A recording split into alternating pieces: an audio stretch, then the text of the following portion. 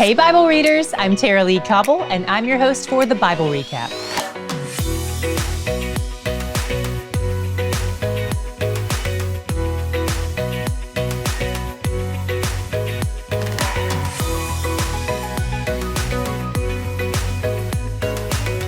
Today we continue looking at the land allotments for the tribes. Remember, they've been waiting 40 years for this. They've been fighting for this, quite literally.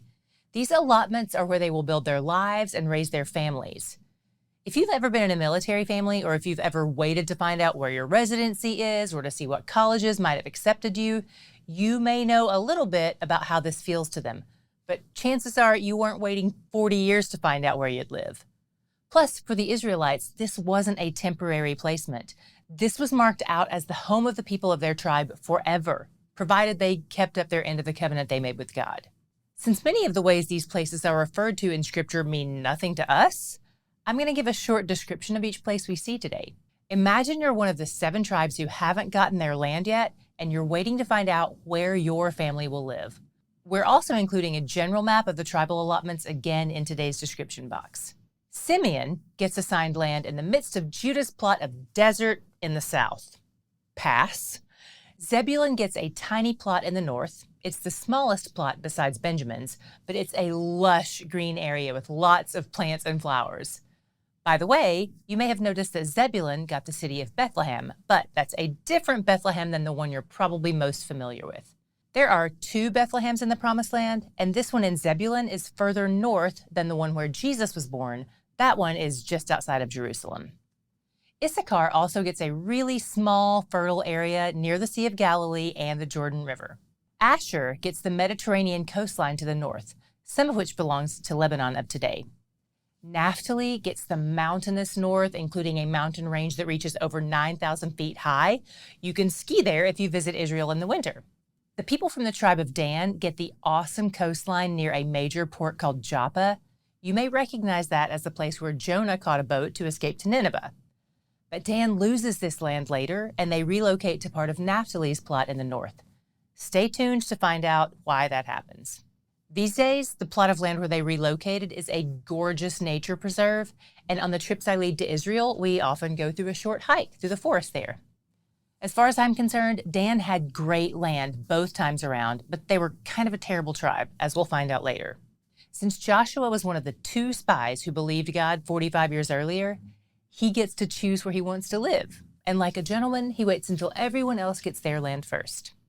He chose the hill country of Ephraim, north of Jerusalem, in a somewhat isolated area. He probably wants to be alone and knows his years are drawing to a close and doesn't want to have to yell at a bunch of young Israelites to get off his lawn.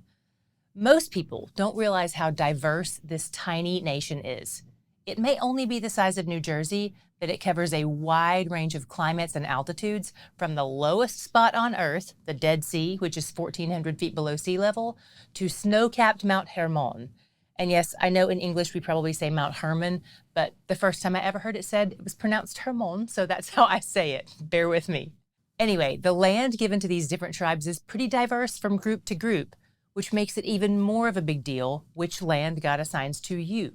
After all the land has been distributed to all the tribes, it's time to set up the cities of refuge. Those are the places where a manslayer, someone who accidentally killed someone, can go to live without fear of retribution from the avenger of blood, who would be the next of kin of the person who was killed.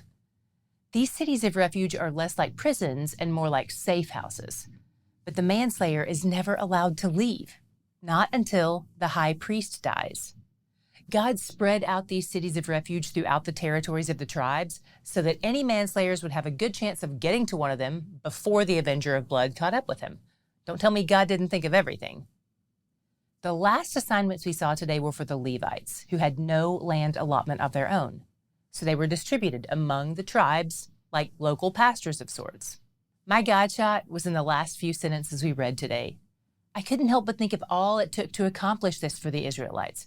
Not just generosity, not just faithfulness, but strength and power and persistent love, forgiveness and grace and mercy. God had ushered them into this land he promised them long ago, despite themselves. I feel a little nervous for them, knowing they'll soon be going their separate ways.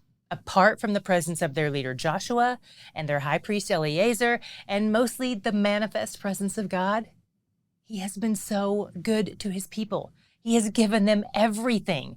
But most important of all is himself, because he's where the joy is. Several of you have asked us about transcripts for our podcast, and guess what? We've got them. So if you're a visual learner or you just like to take notes while you recap or highlight things, we have two options for you.